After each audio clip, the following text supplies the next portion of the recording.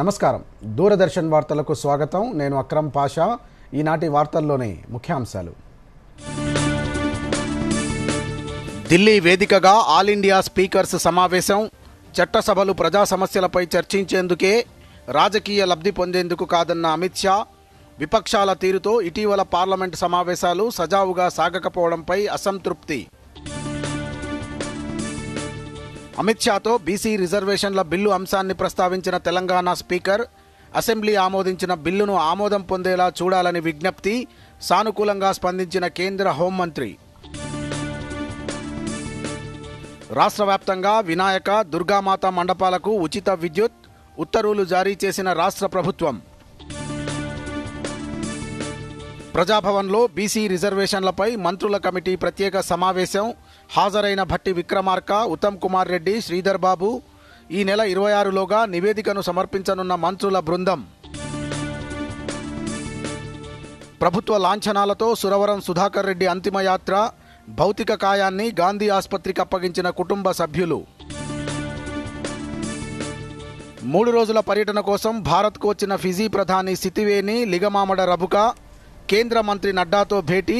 రేపు ప్రధానమంత్రి మోదీతో ద్వైపాక్షిక చర్చలు.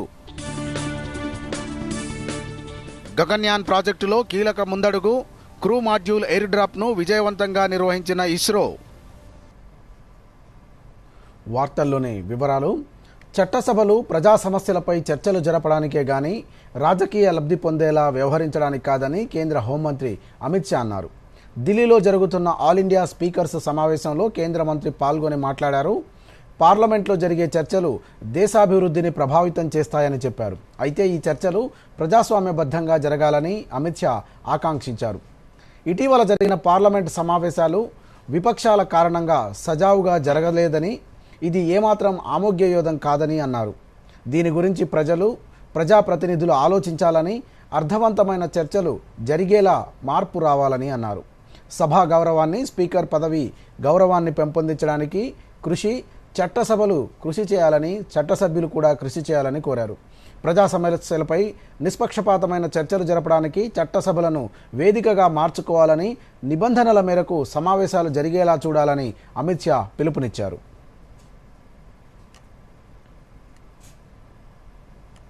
और आज देश भर की विधायिका को संचालित करने वाले सभी स्पीकर्स, डेप्यूटी स्पीकर और विधान परिषद के भी अध्यक्ष, उपाध्यक्ष आज यहां पर उपस्थित हैं। तो एक प्रकार से स्वर्णिम इतिहास से लेकर स्वर्णिम भविष्य की रचना करने वाली पूरी विधायी व्यवस्था आज इस ऐतिहासिक सदन में उपस्थित है। हम सबके लिए गौरव का विषय है कि आज वीर विट्ठल भाई झवेर भाई पटेल को पहले भारतीय अध्यक्ष बनने के 100 साल के उपलक्ष्य में आज हम यहां एकत्रित हुए हैं. ఢిల్లీలో జరుగుతున్న స్పీకర్ల సదస్సులో ఆసక్తికర ఘటన చోటు చేసుకుంది. ప్రారంభ ఉపన్యాసం తర్వాత తెలంగాణ శాసనసభ స్పీకర్ గడ్డం ప్రసాద్ కుమార్ కేంద్ర హోంమంత్రి అమిత్ షాను కలిసి బీసీ రిజర్వేషన్ల బిల్లు అంశాన్ని ప్రస్తావించారు. అసెంబ్లీ ఆమోదించిన బిల్లు ఇంకా కేంద్రం వద్ద పెండింగ్లోనే ఉందని స్పీకర్ ఆయన దృష్టికి తీసుకెళ్లారు. ముఖ్యమంత్రి రేవంత్ రెడ్డి ఈ విషయంపై ప్రత్యేకంగా కలిసిన విషయాన్ని గుర్తు చేశారు. బిల్లు ఆమోదం పొందేలా చొరవ చూపాలని విజ్ఞప్తి చేశారు. కాగా స్పీకర్ గడ్డం ప్రసాద్ వినతిపై అమిత్ షా సానుకూలంగా స్పందించారు. బీసీ బిల్లు విషయం చూస్తానని చెప్పారు. స్థానిక సంస్థల ఎన్నికల్లో బీసీలకు 42% రిజర్వేషన్లు కల్పించే అంశంపై ఉప ముఖ్యమంత్రి భట్టి విక్రమార్క నేతృత్వంలో ఏర్పాటు చేసిన ప్రత్యేక కమిటీ ప్రజాభవన్లో సమావేశమైంది. ఈ సమావేశంలో కమిటీ చైర్మన్ ఉప ముఖ్యమంత్రి భట్టి విక్రమార్కతో పాటు సబ్ కమిటీ సభ్యులు మంత్రులు ఉత్తమ్ కుమార్ రెడ్డి, శ్రీధర్ బాబు, ఆడిటర్ జనరల్ సురేష్ రెడ్డి తదితరులు పాల్గొన్నారు. ఆగస్టు 26 నాటికి నివేదికను సమర్పించాలని సీఎం రేవంత్ రెడ్డి కమిటీని ఆదేశించిన నేపథ్యంలో ఈ సమావేశం ప్రాధాన్యత సంతరించుకుంది. ఈ సమావేశానికి రాష్ట్ర ప్రభుత్వ అడ్వకేట్ జనరల్ కూడా ఆహ్వానించారు. తద్వారా ఎన్నికల నిర్వహణకు సంబంధించిన న్యాయ సలహాలు తీసుకోనున్నారు. ఈ నివేదిక ఆధారంగా ఆగస్టు 29న జరిగే కేబినెట్ సమావేశంలో స్థానిక సంస్థల ఎన్నికలపై తుది నిర్ణయం తీసుకోనున్నారు. తెలంగాణ రైజింగ్ 2047 ప్రయాణం ప్రారంభించామని ముఖ్యమంత్రి రేవంత్ రెడ్డి పేర్కొన్నారు. 2034 నాటికి తెలంగాణను $1 ట్రిలియన్ ఆర్థిక వ్యవస్థగా, 2047 నాటికి $3 ట్రిలియన్ ఆర్థిక వ్యవస్థగా మారుస్తామని అన్నారు. హైదరాబాద్లో జరిగిన బయో డిజైన్ ఇన్నోవేషన్ సమ్మిట్ 2025లో ముఖ్యమంత్రి పాల్గొన్నారు. ఈ సందర్భంగా రేవంత్ రెడ్డి మాట్లాడుతూ Telangana life sciences, pharma, Biotech, medtech రంగాలకు కేంద్రంగా ఉందని అన్నారు. హైదరాబాద్ను తయారీ నుంచి ఆవిష్కరణల కేంద్రంగా మారుస్తున్నామని అన్నారు. సుల్తాన్పూర్లో 302 ఎకరాల్లో దేశంలోనే అతిపెద్ద మెడికల్ డివైజెస్ పార్క్ ఏర్పాటు చేశామని రేవంత్ రెడ్డి తెలిపారు. పరిశోధన, పరీక్ష, తయారీకి ఉత్తమ సదుపాయాలు అందిస్తున్నామని, 60కి పైగా దేశీయ, అంతర్జాతీయ కంపెనీలు పనిచేస్తున్నాయని తెలిపారు. డయాగ్నోస్టిక్స్ పరికరాలు, ఇమేజింగ్ టెక్నాలజీలు, ఇంప్లాంట్ల శస్త్రచికిత్స పరికరాలు, డిజిటల్ హెల్త్ సొల్యూషన్లో పెట్టుబడులు వస్తున్నాయని, స్థానిక స్టార్టప్లు, ఎంఎస్ఎంఈలు గ్లోబల్ కంపెనీలతో పనిచేస్తున్నాయని చెప్పారు. Hyderabad is a vibrant ecosystem for pharma, biotech, life sciences, and medical technology. We rose from manufacturing to innovation in this vertical. We established India's largest dedicated medical devices park at Sultanpur. It has best infrastructure for research, prototyping, testing, and manufacturing. More than 60 companies are already operating there, including global majors and domestic leaders. This sector has seen investments in diagnostic devices, imaging technologies, implants, surgical equipment, and digital health solutions. Local startups and MSMEs are doing good work along with the global companies, making Hyderabad a unique. రానున్న స్థానిక సంస్థల ఎన్నికల నేపథ్యంలో BJP social media IT workshop నిర్వహించింది. హైదరాబాద్లోని బైరామల్గూడలో నిర్వహించిన ఈ వర్క్షాప్లో BJP రాష్ట్ర అధ్యక్షుడు రామచందర్రావు, ఎంపీలు లక్ష్మణ్, ఈటెల రాజేందర్, బీజేపీ జాతీయ అధికార ప్రతినిధి ప్రేమ్ శుక్లా, రాష్ట్ర ప్రధాన కార్యదర్శి కాసం వెంకటేశ్వర్లు, ఇతర నాయకులు, కార్యకర్తలు పాల్గొన్నారు. ఈ సందర్భంగా పార్టీ రాష్ట్ర అధ్యక్షుడు రామచందర్రావు మాట్లాడుతూ సోషల్ మీడియాలో పార్టీ వ్యతిరేక కార్యకలాపాలపై దృష్టి సారించాలని బీజేపీ సోషల్ మీడియా వారియర్స్కు సూచించారు. ఎంపీ లక్ష్మణ్ మాట్లాడుతూ బీసీ రిజర్వేషన్లకు ప్రధాన శత్రువు కాంగ్రెస్ పార్టీయేనని ఆరోపించారు. ఎంపీ ఈటెల మాట్లాడుతూ ఓటమి భయంతోనే కాంగ్రెస్ పార్టీ స్థానిక సంస్థల ఎన్నికలను జాప్యం చేస్తోందని విమర్శించారు. నరేంద్ర మోదీ గారి ప్రభుత్వం కేంద్రంలో వచ్చిన తర్వాత ఈ 11-12 సంవత్సరాల్లో గ్రామీణ ప్రాంతంలో జరిగినటువంటి అభివృద్ధి కార్యక్రమాల్ని మనం ప్రజలకు తెలియజేయాల్సిన అవసరం ఉన్నది. మరి దాని ప్రచారం నిమిత్తమై సోషల్ మీడియా ఒక బాధ్యత కూడా ఉంటుంది. ఆ సోషల్ మీడియా బాధ్యతలో వాట్సాప్ కావచ్చు, యూట్యూబ్లు కావచ్చు, ఫేస్బుక్లు కావచ్చు. ఎందుకంటే ఈరోజు ప్రతి గ్రామంలో కూడా ప్రతి వ్యక్తి దగ్గర స్మార్ట్ ఫోన్ ఉంటున్నాయి. ఈ స్మార్ట్ ఫోన్ల ద్వారా ప్రతి ఒక్క పౌరుడికి సమాచారం మాధ్యమం వాళ్ళ చేతిలో ఉంటుంది. కాబట్టి నరేంద్ర మోదీ గారు చేసినటువంటి మంచి పనులన్నీ కూడా ఈరోజు ఈ సామాజిక మాధ్యమం ద్వారా ప్రజలకు తెలియజేయాల్సిన అవసరం ఉన్నది. మోదీ గారికి ఉన్న ఓటు బ్యాంక్, బీజేపీకి ఉన్న ఓటు బ్యాంకును అందులో మరి చీలిక తీసుకురావాలి.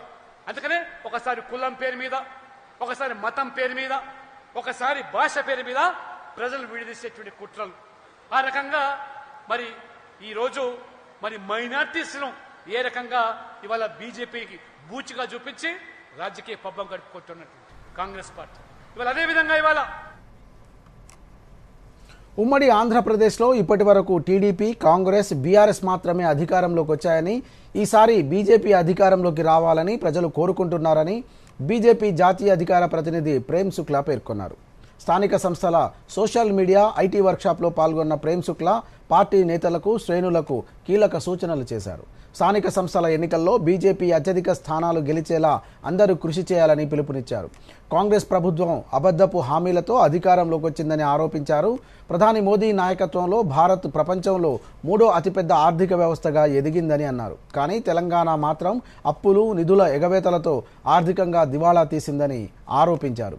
అసెంబ్లీ, పార్లమెంట్ ఎన్నికల్లో విజయం సాధించాలంటే స్థానిక సంస్థల ఎన్నికల్లో గెలుపు కీలకమని అన్నారు.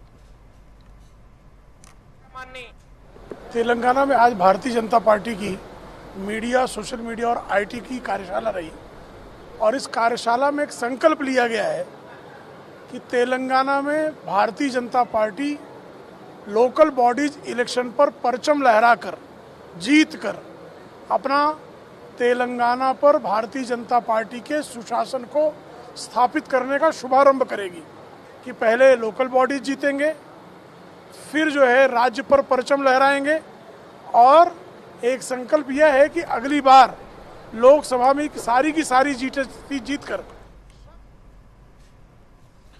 నిజంగానే కాంగ్రెస్ ప్రభుత్వం బీఆర్ఎస్ ప్రభుత్వం కంటే గొప్పగా పనిచేస్తుందన్న నమ్మకం ఉంటే పార్టీ మారిన 10 మంది ఎమ్మెల్యేలతో ఉప ఎన్నికలకు రావాలని ముఖ్యమంత్రి రేవంత్ రెడ్డికి బీఆర్ఎస్ వర్కింగ్ ప్రెసిడెంట్ కేటీఆర్ సవాల్ విసిరారు. శేరిలింగంపల్లి నియోజకవర్గ ముఖ్య కార్యకర్తల విస్తృత స్థాయి సమావేశంలో కేటీఆర్ మాట్లాడారు. రేవంత్ రెడ్డి తన 20 నెలల పాలనలో తెలంగాణ ప్రజలకు చేసిన మంచిని చూపించి ఉప ఎన్నికలకు వెళ్లాలని డిమాండ్ చేశారు. సుప్రీంకోర్టు తాజా తీర్పుతో పార్టీ మారిన ఎమ్మెల్యేలకు ఓటమి భయం పట్టుకుందని, ఉప ఎన్నికలు వస్తే కేసీఆర్, రేవంత్ రెడ్డి సత్తా ఏంటో ప్రజలు నిర్ణయించడానికి సిద్ధంగా ఉన్నారని అన్నారు.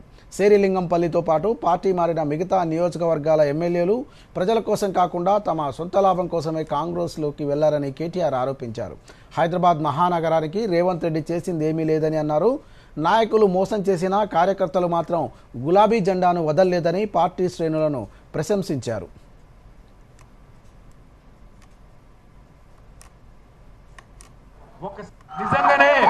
నిజంగానే కాంగ్రెస్ ప్రభుత్వం బీఆర్ఎస్ ప్రభుత్వం కంటే గొప్పగా పనిచేస్తే, నిజంగానే నీ 6 గ్యారెంటీలు అమలైపోతే, నిజంగానే మొత్తం సుభిక్షమైపోతే హైదరాబాద్ మహానగరం, పేదలందరూ సంతోషంగా ఉంటే తెలుసుకుందాం 10 మందితో రాజీనామా పెట్టి ఎవలేందో దూద్ కా దూద్ పానీ కా పానీ రాజుగా చూసుకుంటే అయిపోతుంది. రేవంత్ రెడ్డి కేసీఆర్ ప్రజలు డిసైడ్ చేస్తారు.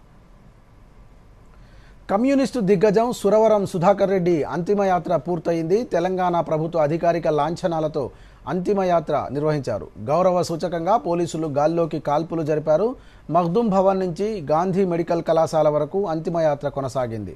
అంతిమయాత్ర పొడవునా కామ్రేడ్ సురవరం సుధాకర్ రెడ్డి అమర్ రహే అంటూ సిపిఐ కార్యకర్తలు, నాయకులు నినాదాలు చేశారు. అంతిమయాత్రలో సిపిఐ జాతీయ ప్రధాన కార్యదర్శి డి రాజా, జాతీయ కార్యదర్శి నారాయణ, తెలంగాణ రాష్ట్ర కార్యదర్శి కూనంనేని సాంబశివరావు తదితరులు పాల్గొన్నారు. అంతిమయాత్ర అనంతరం సురవరం సుధాకర్ రెడ్డి భౌతిక కాయాన్ని కుటుంబ సభ్యులు గాంధీ మెడికల్ కళాశాలకు అప్పగించారు. ఇప్పటికే ఆయన నేత్రాలను ఎల్వి ప్రసాద్ కంటి ఆసుపత్రికి అందజేశారు.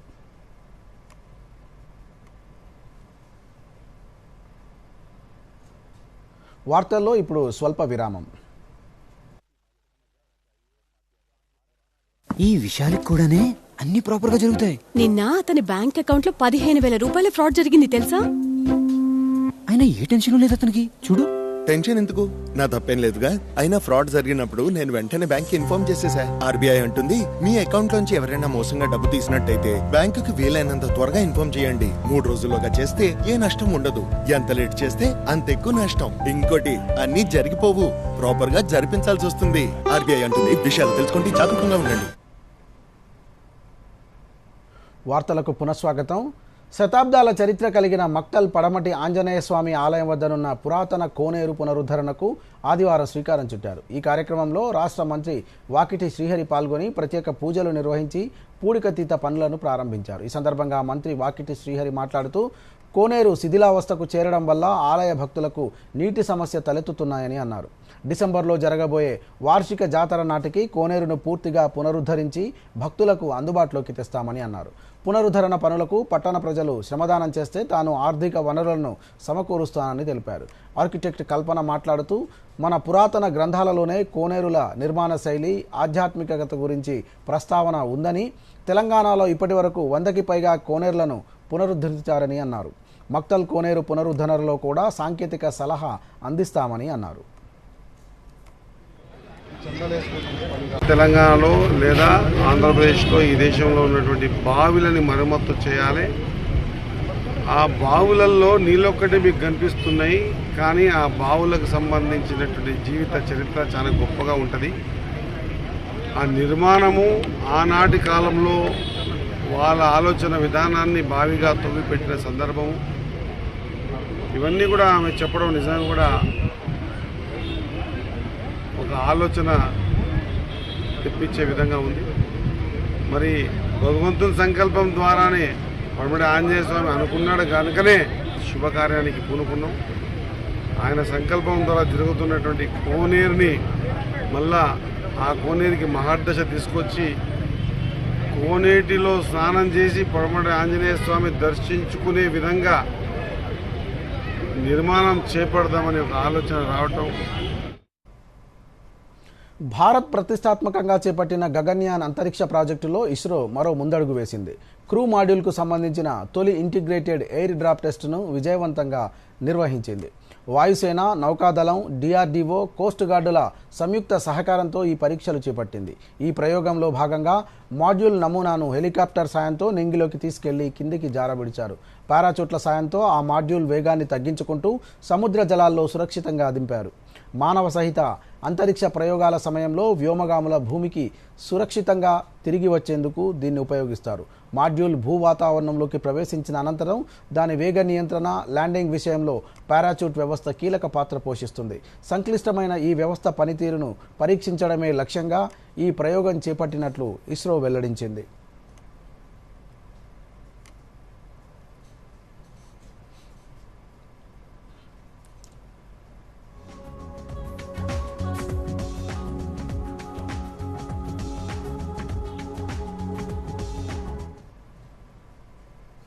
తెలంగాణ వ్యాప్తంగా గణేష్, దుర్గామాత మండపాలకు ఉచిత విద్యుత్ ఇవ్వాలని రాష్ట్ర ప్రభుత్వం నిర్ణయించింది.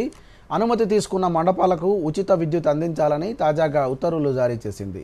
ఈ నెల 27 నుంచి గణేష్ ఉత్సవాలు ప్రారంభం కానున్న నేపథ్యంలో హైదరాబాద్లో గణేష్ మండపాల ఏర్పాట్లు చురుగ్గా సాగుతున్నాయి. దీంతో రాష్ట్ర ప్రభుత్వం తీసుకున్న నిర్ణయంపై గణేష్ మండపాల నిర్వాహకులతో పాటు ప్రజలు హర్షం వ్యక్తం చేస్తున్నారు.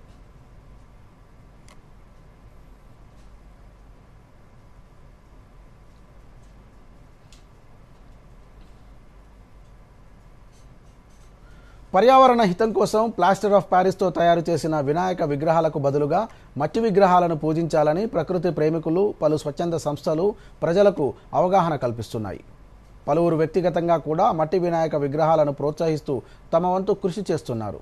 కరీంనగర్ జిల్లా బొమ్మకల్లో శ్రీ గాయత్రి మట్టి విగ్రహాల తయారీ కేంద్రంలో గత 15 ఏళ్లుగా మట్టి వినాయక విగ్రహాలను తయారు చేస్తూ ఆదర్శంగా నిలుస్తున్నారు. కోల్కతాకు చెందిన దాదాపు 20 మంది కళాకారులు ఏడాదిలో 8 నుంచి 9 నెలల పాటు ఉపాధి కల్పిస్తూ మట్టి విగ్రహాల వినియోగాన్ని ప్రోత్సహిస్తున్నారు. ఇక్కడ తయారయ్యే విగ్రహాలు ప్లాస్టర్ ఆఫ్ ప్యారిస్ విగ్రహాలకు ఏమాత్రం తీసిపోవని తయారీదారుడితో పాటు కొనుగోలుదారులు సైతం చెబుతున్నారు.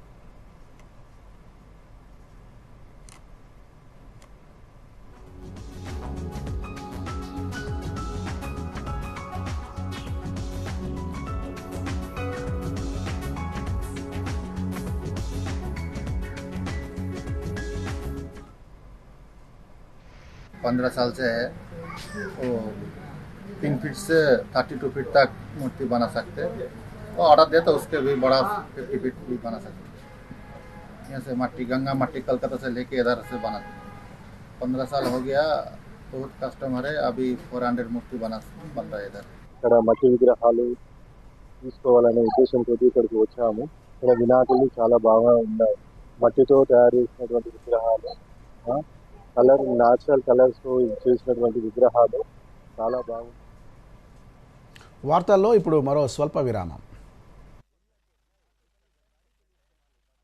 మేము ఇంట్లో గుడ్లు పట్టకుండా మమ్మల్ని ఎవరు ఆపలేరు. నేను ఆపగలను. నీకు తెలీదా మేము ఏడీస్ దోమలమని? మేము డెంగూ చికెన్ గుని అని వ్యాపింపజేస్తాం. మాస్టర్ గారు స్కూల్లో డెంగూ నుండి నివారణ కోసం అన్ని వివరాలు చెప్పారు. అవునా బాబు, మాకే ఛాలెంజా? గుడ్డు తప్పకుండా పెట్టి తీరుతాను.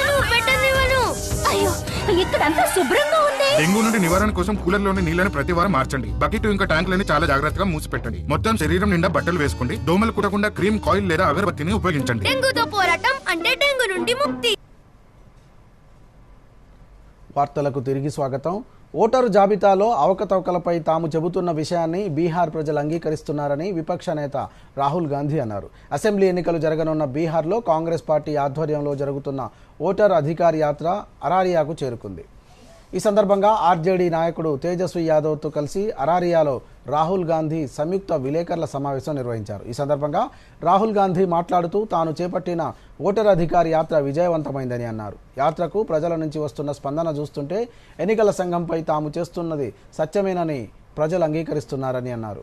మహారాష్ట్ర, హర్యానా, కర్ణాటక రాష్ట్రాల్లో సరైన ఓటరు జాబితా రూపొందించడంలో ఎన్నికల సంఘం విఫలమైందని అన్నారు. బీహార్లో ఓటర్లకు అన్యాయం జరగడాన్ని ఇండియా కూటమి అనుమతించదని రాహుల్ గాంధీ పేర్కొన్నారు.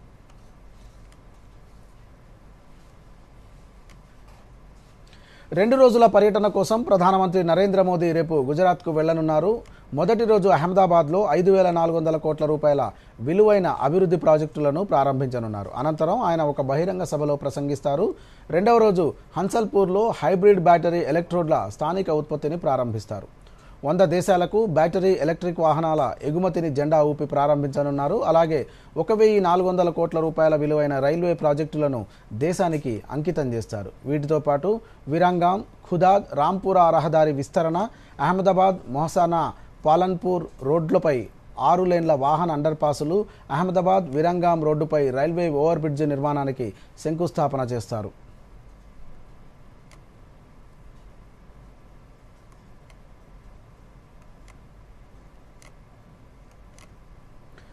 ఫిజీ ప్రధానమంత్రి సితివేని లిగమాముడ రబుక 3 రోజుల భారత పర్యటన కోసం ఈరోజు ఉదయం న్యూఢిల్లీకి చేరుకున్నారు. ఆయనకు కేంద్ర సహాయ మంత్రి సుకాందా మజుందార్ స్వాగతం పలికారు. రబుక తన భార్య సులువేటి రబుకాతో పాటు మంత్రులు, ఇతర ఉన్నతాధికారులతో కూడిన బృందంతో భారత్కు వచ్చారు. న్యూఢిల్లీలో రబుక రేపు ప్రధానమంత్రి నరేంద్ర మోదీతో చర్చలు జరపనున్నారు. అలాగే రాష్ట్రపతి ద్రౌపది ముర్ముతో కూడా భేటీ కానున్నారు. ఈ సందర్శన భారత్, ఫిజీ మధ్య సంబంధాలను బలోపేతం చేయనుందని విదేశాంగ శాఖ ఓ ప్రకటనలో తెలిపింది.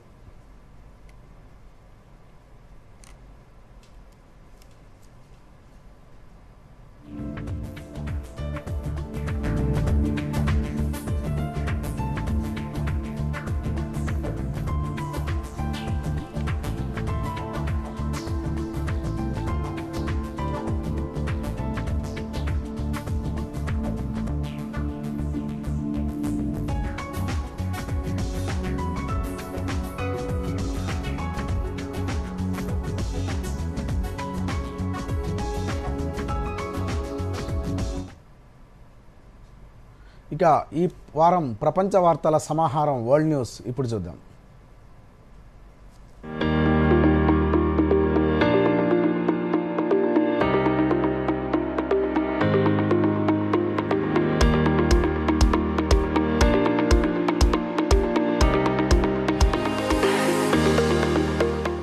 అమెరికాలోని డ్రేక్ ప్యాసేజ్లో భారీ భూకంపం సంభవించింది. యునైటెడ్ స్టేట్స్ జియాలజికల్ సర్వే ప్రకారం డ్రేక్ ప్యాసేజ్లో రిక్టర్ స్కేలుపై 7.5 తీవ్రతతో ఈ భూకంపం నమోదు కాగా, డ్రేక్ ప్యాసేజ్ దక్షిణ అమెరికా, అంటార్కిటికా మధ్య సంభవించింది. అయితే ఈ భూకంపంలో ఎలాంటి ప్రాణ నష్టం జరగలేదని తెలుస్తుంది. సమాచారం ప్రకారం అర్జెంటీనా ఉషియాకు 700 కిలోమీటర్ల దూరంలో ఈ భూకంపం సంభవించింది. విదేశాంగ మంత్రి ఎస్ జయశంకర్ 3 రోజుల రష్యా పర్యటనలో భాగంగా గురువారం మాస్కోలో రష్యా అధ్యక్షుడు వ్లాదిమిర్ పుతిన్తో సమావేశమయ్యారు. ఈ భేటీకి ముందు ఆయన రష్యా విదేశాంగ మంత్రి సెర్గీ లావ్రోవ్తో విస్తృత చర్చలు జరిపారు. ఈ సమావేశంలో రాజకీయ సంబంధాలు, వాణిజ్యం, ఆర్థిక సహకారం, పెట్టుబడులు, రక్షణ, టెక్నాలజీ, సాంస్కృతిక అంశాలపై చర్చలు జరిగాయి. రెండో ప్రపంచ యుద్ధం తర్వాత ప్రపంచంలో భారత్, రష్యా సంబంధాలు అత్యంత స్థిరమైనవని లావ్రోవ్తో జరిగిన సంయుక్త మీడియా సమావేశంలో జయశంకర్ పేర్కొన్నారు. జయశంకర్ 3 రోజుల రష్యా పర్యటనలో భాగంగా 26వ భారత్ రష్యా వాణిజ్య, ఆర్థిక, వైజ్ఞానిక, సాంకేతిక, సాంస్కృతిక సహకారం కోసం ఏర్పాటు చేసిన సంయుక్త కమిషన్ IRIGC టెక్ సమావేశానికి సహాధ్యక్షత వహించారు. తర్వాత మాస్కోలో జరిగిన భారత్ రష్యా వ్యాపార ఫోరంలో ప్రసంగించారు. శ్రీలంక మాజీ అధ్యక్షుడు రనిల్ విక్రమసింఘేను కొలంబోలో criminal investigation department CID arrest చేసింది. అతను అధ్యక్ష పదవిలో ఉండగా యునైటెడ్ కింగ్డమ్ పర్యటన కోసం ప్రజానిధులను దుర్వినియోగం చేశారనే ఆరోపణలపై విచారణకు హాజరైన తర్వాత ఈ అరెస్టు జరిగింది. రనిల్ విక్రమసింఘే 2022 నుండి 2024 వరకు శ్రీలంక అధ్యక్షుడిగా ఉన్నారు. అలాగే 2023 సెప్టెంబర్లో వోల్వోర్ హాంప్టన్ యూనివర్సిటీలో అతని భార్య ప్రొఫెసర్ మైత్రి విక్రమసింఘే PhD గ్రాడ్యుయేషన్ వేడుకకు హాజరయ్యేందుకు ప్రభుత్వ నిధులను వినియోగించారా లేదా అనే దానిపై కూడా దర్యాప్తు జరుగుతోంది. భారత్ను చైనా వంటి ప్రత్యర్థిలా చూడొద్దని రిపబ్లికన్ పార్టీకి చెందిన Indian American leader Nikki Haley అన్నారు. విలువైన భాగస్వామిగా పరిగణించాలని సూచించారు. భారత్తో సంబంధాలు క్షీణిస్తున్న వేళ వాటిని సరిదిద్దడానికి అమెరికా చర్యలు చేపట్టాలని అన్నారు. బుధవారం న్యూస్ వీక్ మ్యాగజైన్కు నిక్కీ హేలీ ఓ కాలం రాశారు. చైనాను అధిగమించడం, బలప్రయోగం ద్వారా శాంతిని సాధించడం కంటే భారత్ అమెరికా సంబంధాలను తిరిగి పట్టాలెక్కించడంపైనే అమెరికా దృష్టి సారించాలని కోరారు. భారత్తో సంబంధాలను నాశనం చేసుకోవడం వ్యూహాత్మక విపత్తు అవుతుందని అన్నారు. గత కొన్నేళ్లుగా భారత్ చైనా మధ్య అపరిష్కృతంగా ఉన్న సరిహద్దు సమస్య విషయంలో కీలక పరిణామం చోటు చేసుకుంది. చైనా విదేశాంగ మంత్రి వాంగ్ యీ భారత్లో పర్యటించారు. సరిహద్దు సమస్య పరిష్కారం కోసం కలిసి పనిచేయాలని ఇరు దేశాలు నిర్ణయించాయి. బోర్డర్ డీలిమిటేషన్కు ముందస్తు పరిష్కారం కోసం నిపుణుల బృందాన్ని ఏర్పాటు చేయాలని ఇండియా, చైనా సూత్రప్రాయంగా నిర్ణయించాయి. వీలైనంత త్వరగా ఇండియా, చైనా మధ్య విమానాల రాకపోకలను పునఃప్రారంభించాలని ఇరు దేశాలు నిర్ణయించాయని ప్రకటనలో తెలిపింది. అలాగే కైలాస పర్వతం, మానస సరోవర్ యాత్రను కూడా పునరుద్ధరించాలని చైనా, భారత్ సూత్రప్రాయంగా నిర్ణయం తీసుకున్నాయని వెల్లడించింది.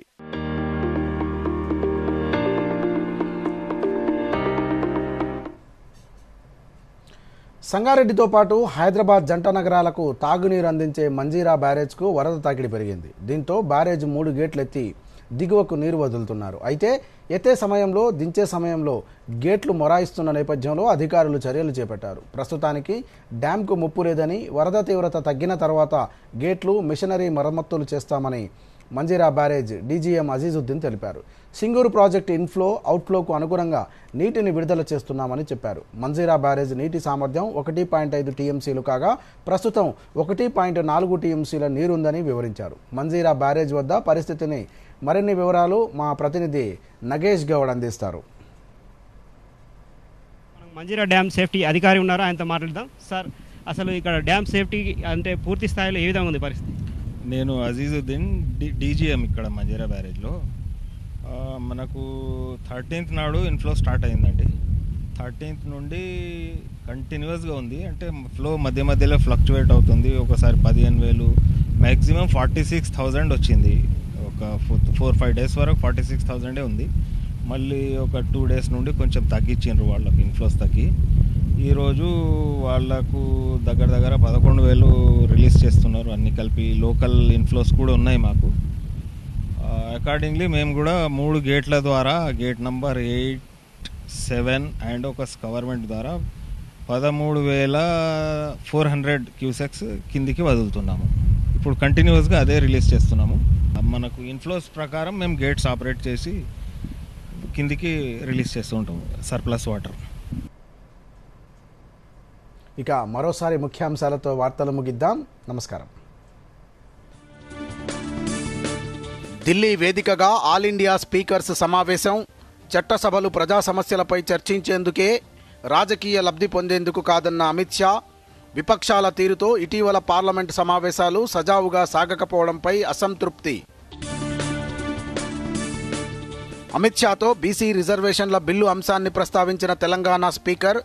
అసెంబ్లీ ఆమోదించిన బిల్లును ఆమోదం పొందేలా చూడాలని విజ్ఞప్తి. సానుకూలంగా స్పందించిన కేంద్ర హోంమంత్రి. రాష్ట్ర వ్యాప్తంగా వినాయక, దుర్గామాత మండపాలకు ఉచిత విద్యుత్ ఉత్తర్వులు జారీ చేసిన రాష్ట్ర ప్రభుత్వం. ప్రజాభవన్లో బీసీ రిజర్వేషన్లపై మంత్రుల కమిటీ ప్రత్యేక సమావేశం. హాజరైన భట్టి విక్రమార్క, ఉత్తమ్ కుమార్ రెడ్డి, శ్రీధర్ బాబు. ఈ నెల 26లోగా నివేదికను సమర్పించనున్న మంత్రుల బృందం. ప్రభుత్వ లాంఛనాలతో సురవరం సుధాకర్ రెడ్డి అంతిమయాత్ర. భౌతిక కాయాన్ని గాంధీ ఆసుపత్రికి అప్పగించిన కుటుంబ సభ్యులు. 3 రోజుల పర్యటన కోసం భారత్కు వచ్చిన ఫిజీ ప్రధాని సితివేని లిగమామడ రబుక. కేంద్ర మంత్రి నడ్డాతో భేటీ. రేపు ప్రధానమంత్రి మోదీతో ద్వైపాక్షిక చర్చలు. గగన్యాన్ ప్రాజెక్టులో కీలక ముందడుగు. క్రూ మాడ్యూల్ ఎయిర్ డ్రాప్ను విజయవంతంగా నిర్వహించిన ఇస్రో. దూరదర్శన్ యాదగిరి వార్తలను ఇప్పుడు సోషల్ మీడియాలో కూడా చూడొచ్చు. యూట్యూబ్ అయితే డిడి న్యూస్ తెలంగాణ, ఎక్స్ వేదికగా అయితే DD news Telangana @DD Yadagiri news, Facebook అయితే డిడి న్యూస్ తెలంగాణలో చూసి సబ్స్క్రైబ్ చేసి లైక్ చేయండి, షేర్ చేయండి.